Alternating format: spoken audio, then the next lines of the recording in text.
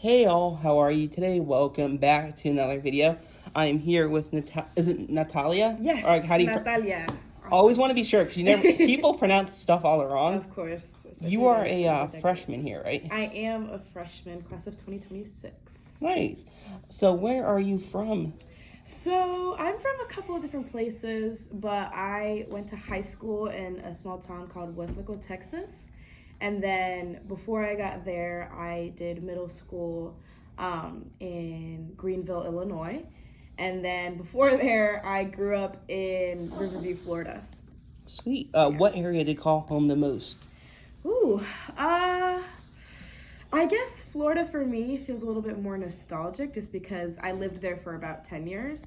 So feels a little bit more like home, but my house in Texas where I went to high school for, that feels a little bit more like home to me just because of the people I met there and the memories that I had. It just feels like home, pretty much, yeah. Sweet. So how did you choose Gordon, or why did you choose Gordon? Yeah, so I have my dad's side of the family is from Lawrence, Mass area, and I knew for college that I wanted to go somewhere close to family. So Gordon College was part of that, and I hadn't really gotten deep into my faith in high school. So God kind of, whispered in my ear about Gordon, and I was like, I don't know, I don't know if it's really my scene, but I applied and I got in, and it was the only school that gave me a scholarship. So I'm part of the Clarendon program, and so when I was doing my college application process, Gordon was the only place that actually gave me money. So that was a direct sign from God that like Gordon was definitely a place that I needed to be at. And so I'm really happy that I chose it because I love the community, and that was one of the big things that I heard about it, just how great the community is and how great the professors were, and just the environment of a small space helps you flourish a lot more, and I've definitely experienced that so far.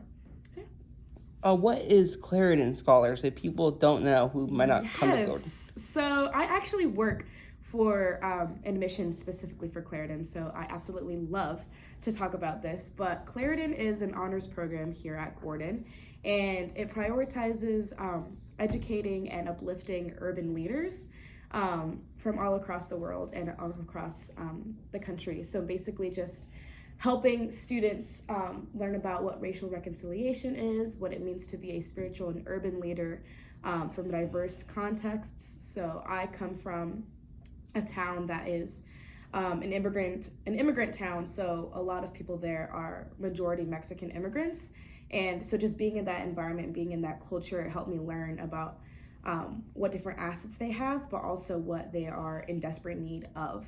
And so being part of Clarendon just helps me learn what it means to be a leader, but also what it means to be an urban leader and what that means to help the community that you're at.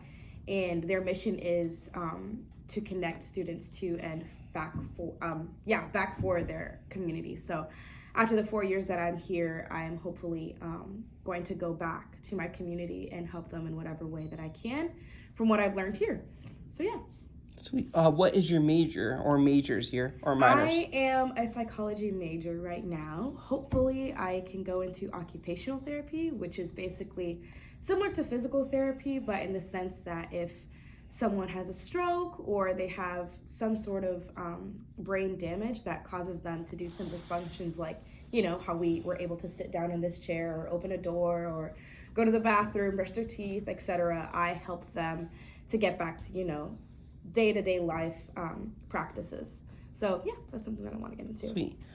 You're part of Dear Neighbor here. Yes, I Do you want am. to talk about what Dear Neighbor is? Yes. And people might not know because it's newish. Yeah, I definitely am. I learned about Dear Neighbor actually before I even came here, because when I came to Accept Student Day and I saw their booth, and I am very big on diversity and equity work just because I grew up with that work. My mom and my dad are very heavily involved in that kind of concepts and issues and movements. So I learned about Dear Neighbor through email, but also in person when I came to visit. And they are very focused on, like I mentioned before, racial reconciliation and educating people on campus just about how to have conversations about race, ethnicity, culture, and just social dilemmas and movements in general.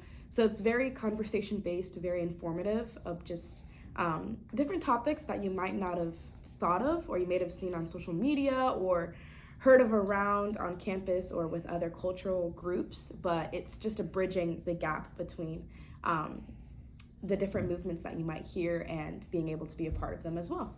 So, yeah. What is your role on Dear Neighbor? I am communications, so I usually am the person that whenever you get an email about Dear Neighbor, that is crafted by me and the help with some of my team members. But yeah, just making sure that the word gets out to campus about the different events that we have, or what they would like to hear from us, or what they would like to see from a future event. I am that person that you contact, and I am the person that sends out the info as well. Sweet.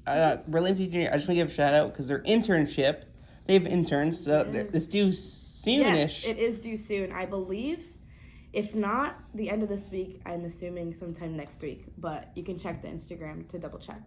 What kind of events do you guys have coming up? So we have an event on April 4th.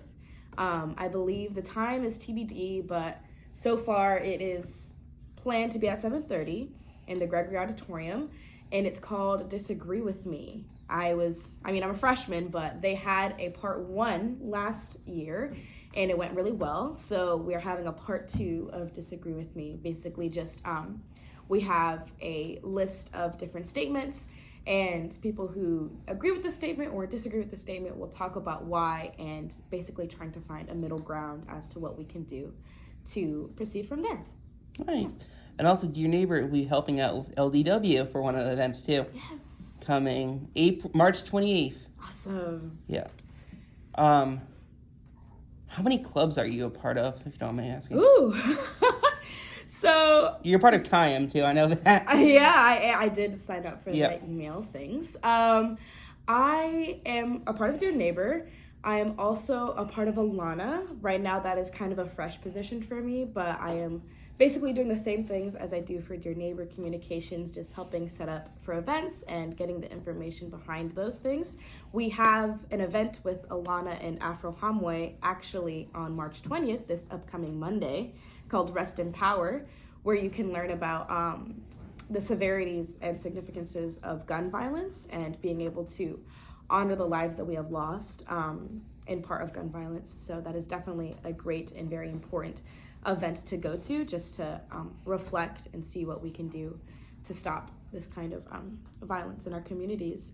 But I'm part of Alana. I'm also part of gospel choir. I am not a singer, but I am definitely, I love the community, and I feel like I'm a half singer just because I like worshiping the Lord. That is the way that I feel the most close with my faith, and gospel choir is definitely a great community to do that. And yeah, I think that's all the things that I'm a part of. Nice. Yeah, that I can think of. And relating to Alana, they're also helping out LDW too for the MIO event. Yes. What would you wish Gordon could improve on as a freshman? Ooh, that's a good question. Wow.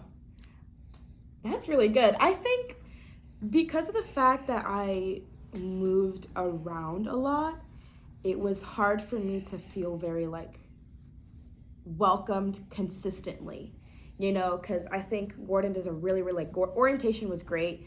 It was a great way to bridge, the transition between high school and college. But I think it was great for that week. And then it was kind of check the box off, then we're kind of good, So I think it's important to continue that welcoming and that inclusion, whether that be with ethnicity, especially religion, and culture, because it emphasizes, or the college as a whole emphasizes a lot about how they have a lot of international students and etc. But or at least from my freshman year, I rarely get to hear from their stories unless it's through MIO clubs and things like that. So I think if Gordon could continue the idea and the thought process of welcoming and being a place of comfort for people, throughout their 4 years, not just in their freshman year, I think would be really crucial, because even though I felt like I've gotten pretty settled in things of like being in clubs and being part of, anything else, etc., that is part of this campus, it's still pretty difficult to feel as though people are reaching me out. And when I mean people, I mean the institution itself, not necessarily the other students on campus. Because I think it is important that administration on their end is taking the time to get to know and to reach out to the students here on campus, and not just in that first week or in, whatever brief conference that they have, but consistently. And not just if you have a class with them, but the genuine intention to connect with students on campus throughout their 4 years. I mean, maybe I'll get to see that whenever I get later on in my process, but I think that's important to settle at the beginning, that the connections that you make are going to be consistent and throughout your time here, and not just in that week of orientation when you get to meet them briefly, but you never remember their name afterwards. So that kind of thing. I think that's really important to also keep the retention rate of students that stay here, but also to build a community that's not just with the students, but also with administration as well. Sweet. Thank you. That's the last question for part 1. You can check out part 2. Hope you guys enjoy.